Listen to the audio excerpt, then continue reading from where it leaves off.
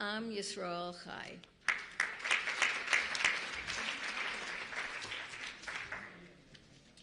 I don't think you're going to need this. Well, you're going to need it again in a minute. So now we are a few minutes away, and people should stay seated. Get to know your neighbor. Anything else? Anybody have any quick questions before we move from here? All right, so talk amongst yourselves, and we will start up again in a few minutes. Thank you very much.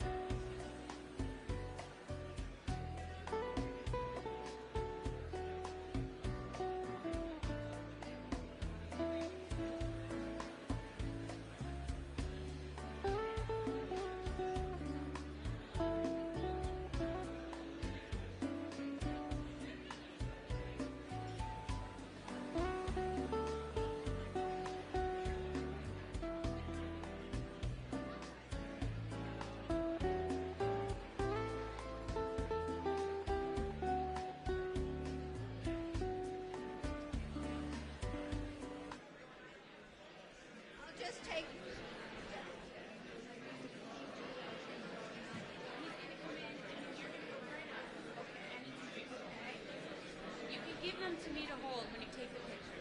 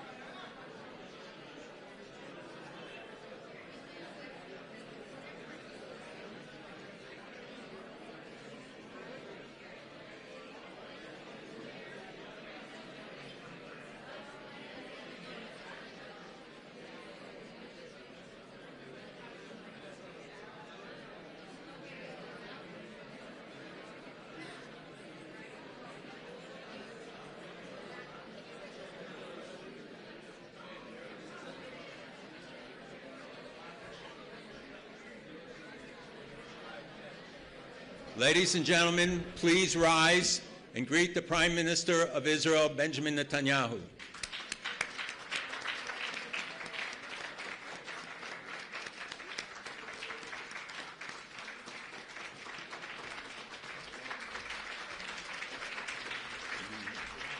This first seat for you. Thank you.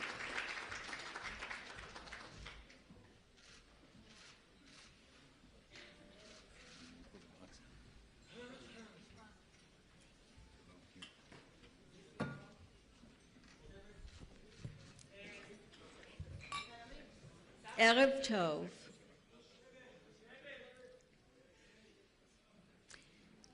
Welcome to the historic 50th Annual Conference of Presidents National Leadership Mission to Israel. Tonight we have the opportunity to hear once again from the Prime Minister of Israel, Mr. Benjamin Netanyahu.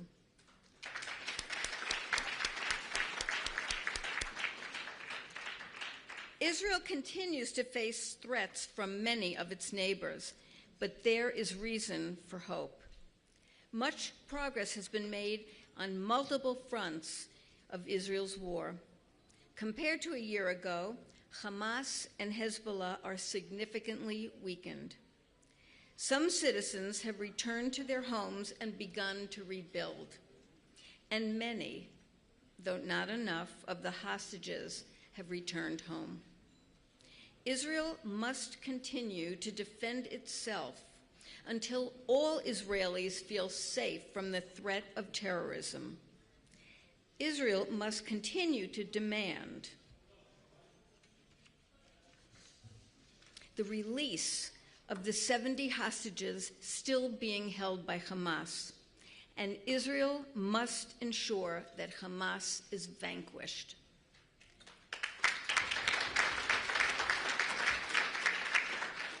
Mr. Prime Minister, as I said, we are here for our 50th mission to Israel, the capital of the Jewish people, Yerushalayim, to show you that the Jewish people are one. American Jews stand together with the people of Israel. We are here to support the hostage families, the bereaved, the soldiers, everyone who has been touched by the war since October 7th. As you know, Mr. Prime Minister, your presence here is itself a symbol of the bond between Israeli and American Jewry.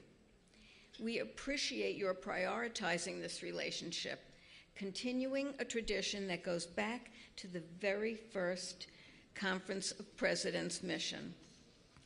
Every Prime Minister since Levi Eshkol has addressed this conference during our Israel mission, and we are grateful to you for upholding that legacy.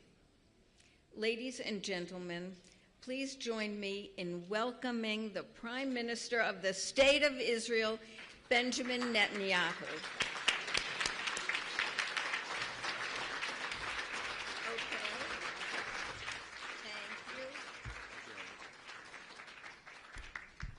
Thank you. Thank you, Harriet, and thank you all. I can't say, I can say, William Daroff and Malcolm Hoenlein and Betsy, that you probably know, you've been around parts of the 50 years of the Conference of Presidents.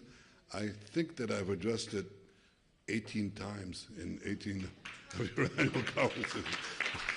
So, and we've had obviously a very close bond before that during my diplomatic years of diplomatic service in the United States. So I have many friends here, long-standing friends. I appreciate the friendship, not only the personal one, but obviously the commitment to Israel and to the Jewish people. I think you come here at a pivotal moment in our history. I've just come back from a historic visit to Washington with President Trump. I can categorically say that I don't think there was any more consequential meeting of a prime minister and a president than this meeting, because we are reshaping the Middle East. We've reshaped it in the year that followed the horrible massacre that we experienced in October 7th. It was seen that Israel was on the ropes, we wouldn't recover, that the plan to destroy Israel, to encircle it, choke it,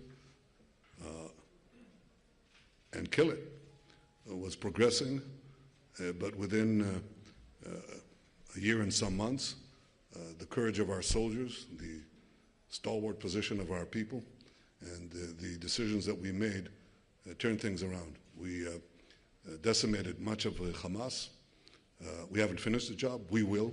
Israel will destroy Hamas's military and government capabilities. Gaza will look differently.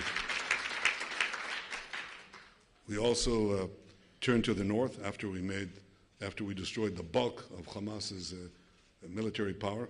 We turned to the north and decimated Hezbollah. I think they were surprised by a few things. We knocked out Nasrallah. We knocked out Def. We knocked out Sinwar. We knocked out their senior military commanders. And we created a new reality. Lebanon is now undergoing a change in the reality. The Syrian proxy of Iran, which formed the continuum from Iran to the Mediterranean, Iran, Iraq, Syria, Lebanon, the Assad regime collapsed. It collapsed because, not because Assad's army was unable to fight. He wasn't relying on them. He was relying on 15 to 20,000 Hezbollah fighters who were not available. There was no one to lead them because Nasrallah was gone. They themselves were mauled by us. So they couldn't save him. Iran wanted to send forces to save him from Iran. We stopped that. We didn't get any flowers from Damascus, I have to say, but it's okay, we can take it. But we changed the Middle East. We changed the Middle East. Now comes President Trump, and Secretary Rubio is a great friend of Israel as well. I've seen him over the years, and we had a great discussion today. And we talked about how do we complete the change in the Middle East. We have the greatest friend of Israel in the White House now. We see eye to eye on the main tasks that we have to accomplish. And we're in a position to change the Middle East and give Israel the kind of horizon, the kind of hope, the kind of security, and the kind of peace that would have been unimaginable, and in fact was unimaginable from the day of the founding of the State of Israel. We've had great victories in the past. The most important one was the Six-Day War. But the possibilities that loom today before us have never been before us before, have never been available to us as they are now. And we intend to pursue them to the full. We see eye to eye with the U.S. administration, President Trump and his administration, first of all, on accomplishing the immediate three goals that we have in Gaza. One is to achieve the release of all our hostages. The second, as I said, is to destroy Hamas. The third is to ensure that Gaza has a different future, that we don't just go back, same old, same old, same old. And there I have to say that President Trump has presented a bold new vision and the only plan that I think can work to enable a different future for the people of Gaza, for the people of Israel, for the surrounding areas. Why not give Gazans a choice? Everybody said this is the largest open-air prison in the world. Not because of us. We let people leave. In fact, if you want to know, over the last couple of years, 2 years I think, 150,000 Gazans left. You know how they left? Because they bribed their way out, not to us. They bribed their way out. The rich could leave. But if other people wanted to leave, give them a choice. Not forcible eviction, not ethnic cleansing. In a war zone, people leave. We try to get the population to leave, to get them out of harm's way in Hamas with rifles, with gunfire, try to prevent them from leaving. So we move them around so that they would get out of harm's way. But if people want to leave, if they want to emigrate, it's their choice. And I think President Trump's plan is right on the dot. It's the right plan. So that's Gaza. In Lebanon, we've established a ceasefire, as you know, after removing Hezbollah that had planned a ground invasion even worse than Hamas from terror tunnels and other infrastructure, underground infrastructure that they put right next to our border. We got rid of that. And we said to the Lebanese, now it's your job to make sure that Hezbollah is dismantled and certainly doesn't threaten Israel anymore. We welcome the ceasefire. We welcome President Aoun's presidency. And I hope that the Lebanese army, reconstituted, does the job. But if it doesn't, we will do the job. We have decided on a policy of continuous enforcement. We will not let those violations take place, and we will not let Israel or Israeli targets or Israeli soldiers, oh, you can clap, by attacking us from Lebanon. That has ended. With Syria, we are committed to ensuring that once we've removed Syria as a threat to Israel, it doesn't become again a threat to Israel. For that important purpose, we also destroyed the remnants of the armaments, not the remnants, the bulk of the armaments of Assad's army. It's gone. You know where we took that, which leaf we took that from? Do you know? Well, there was a naval presence in the Mediterranean in World War II, in the Vichy regime, and Churchill was concerned that this naval presence would fall in the hands of the Nazi regime in Berlin, so he ordered the destruction of that French Navy. And I think 1,200 soldiers, French soldiers, were lost, and it was a tragic thing. I don't know how many Syrian soldiers we killed. I think a handful, maybe. But we got rid of the armaments of the Assad regime. We will not allow Syria to be used again as a staging ground for attacks against Israel. Now, all this has been done to date, but of course there remains a principal problem, and that problem is the source of all these attacks against us, all this aggression against us, and that source is one country. It's Iran. It's not merely a country. Kissinger said Iran has to choose, is it a country or a cause? Well, it's definitely a cause, and it's a bad cause. It's a theological, well, it's a, I would say, a theological thuggery. I mean, they hold the people of Iran hostage. They deny them the basic facilities, the basic means of water. They have a huge water shortage. I once offered to give them Israeli technology. I put that on a video. I got millions of responses from Iran, millions. Of course, the Iranian government wouldn't think of it, wouldn't think of doing something really productive for their people. They spent tens of billions of dollars in Syria, on Lebanon, on Hamas, on the Houthis. We're dealing with them too. They did nothing for their people, and Iran's GDP has hardly grown. Ours has gone through the roof. Have you been to Tel Aviv recently? See the skyscrapers, the high-rise? You know how many we had in Tel Aviv about 25 years ago? You know how many? One? No, two. Actually, two. And that's changed. It's changed because we did something for this country. We embarked on a free market revolution that changed the economy of Israel, made it a powerhouse, basically a technological powerhouse in the world. Iran did nothing, nothing for their people. They hold them hostage, they shoot them, they torture them, they subjugate them. So Iran is not merely a threat to us, it's a threat to their people. But they are a threat to Israel, a threat to every country in the region, and a threat beyond our region because they're the greatest sponsor of terror in the world. The greatest threat that Iran poses is that this decrepit regime would achieve nuclear weapons. And we are committed, as President Trump has said many times, and as Secretary Rubio said today, we are committed that Iran never gets nuclear weapons. That is a common goal, and one that is important not only for the security of Israel and the security of America, but I think for the security of the world. So we have a big agenda before us, and I know that you support it. I think all these achievements that we've made so far would have been impossible without the extraordinary sacrifice and bravery of our soldiers, those who fell, and those who continue the fight. I quoted many times the line in the Bible that says, "They shall rise like lions. They have risen like lions. They fight like lions, and they will win like lions." We are seeking victory, nothing short of victory, and it's within our reach. There is another front that I'm sure you're familiar with, and that is the lawfare that is waged against us. It's waged in these forums like the ICC and the ICJ, the so-called International Court of Justice, the so-called International Criminal Court. It's absurd.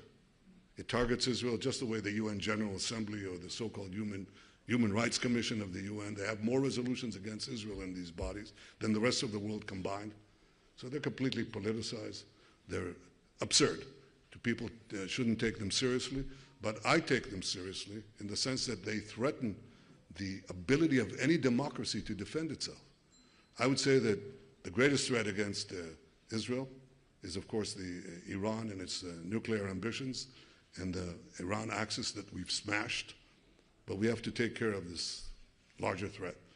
But not an equal threat, but not far below down the list, is the ICC's effort to strangle the ability of our soldiers and our statesmen to defend the country. They will determine if we can fight, whether we can fight. They can arrest our soldiers. They can arrest our leaders at any point. And this is as debilitating as many other things that are directed against us. We have to fight it. But it's not just directed against us. It's directed against the United States. It's directed against all the democracies, because if you arrogate by an unelected body, you arrogate the right of a country to defend itself, you are hampering the right of self-defense, which is the most important right that a country can have. If you cannot defend yourself against enemies sworn to your destruction, then you're a sitting duck. Well, we're not sitting ducks. We will deal with the ICC, we'll deal with the ICJ, and we're doing that with American support. We're dealing with that with your support. Why aren't you applauding? Thank you. That's important. So for all these reasons, I think that these are important days for the Jewish state and the Jewish people. The Jewish people have come under, since the war began, under terrific anti-Semitic attacks. Those attacks typically escalate historically, as my father has taught me. They typically escalate historically in those moments when the Jews are perceived as weak. And they go down very quickly when the Jewish people is perceived as strong. We were perceived perhaps wrongly by our enemies as weak and as ready for the slaughter. But I think today everybody recognizes that Israel has never been as strong as it is now. The American-Israeli alliance has never been as strong as it is now. And the Jewish people have never been as strong as they are now. And that strength is based on our partnership. It's based on the resolve of our people. It's based in our belief in our great traditions. It's based on our faith in our past, in the future as well. And I think that together, greatest days are still before us. So I hope that next time that we meet, come back next year, you'll see the difference, even greater differences than you see now. I look forward to your next 50 years. Thank you, friends. Thank you. I'm going to thank you. Let me shift a little bit to your right, and I'll read this thing. Thank you very much. Thank you once again for joining us, Mr. Prime Minister.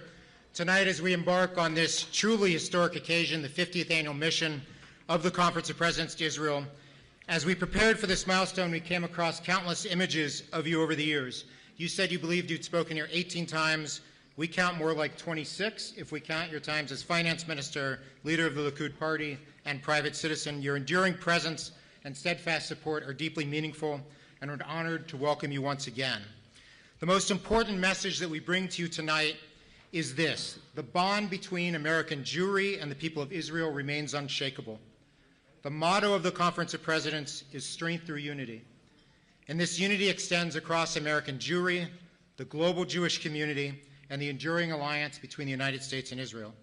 Mr. Prime Minister, as you well know, the Jewish people are strongest when we stand together. Likewise, Israel and the United States are strongest when we stand together. We welcome the continued deepening of U.S.-Israel relations, as reflected in your historic meeting with President Trump last week and Secretary of State Rubio in his visit today. The alliance between our nations, our governments, and our peoples is built on a foundation of shared values and unbreakable history, forged over decades and arguably centuries. The Conference of Presidents is proud to stand as a pillar of that foundation. Tonight, as you said, we stand at a pivotal moment in Jewish history. This is our fourth mission of American Jewish leaders to Israel since October 7th, nearly 500 days ago. We stand here with a clear and unwavering message. American Jewry stands united with the people of Israel in demanding the immediate return of our hostages, and we stand resolute in supporting Israel's absolute right to defend itself and to ensure the total eradication of Hamas. And you can applaud. I do. Mr. Prime Minister, our history shows unity is our greatest strength. It has allowed us to survive and thrive for 3,500 years, and it will continue to sustain us in the challenges again. Thank you again for your friendship and your unwavering commitment to American Jewry and to the U.S.-Israel relationship. Thank you. Thank you, sir. Thank you all. Thank you. Thank you. Thank you. You'll be here for 50 years. You have to also see that we're connected by blood. It's the people, and it's really Yeah, the genes. that's right. It's the blood. It's a neshama. Thank you very much. Thank you all. Thank you.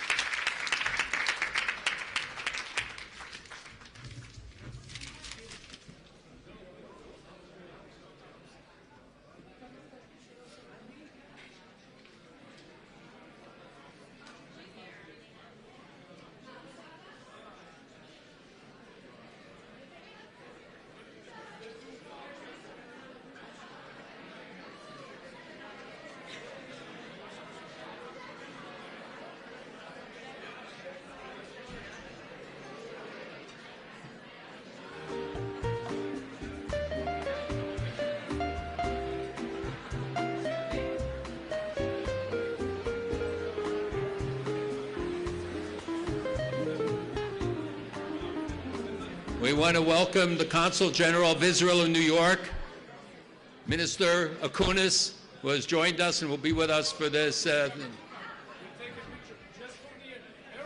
With you, let's take a picture here. In front, I'm with the, in front. Yeah, where?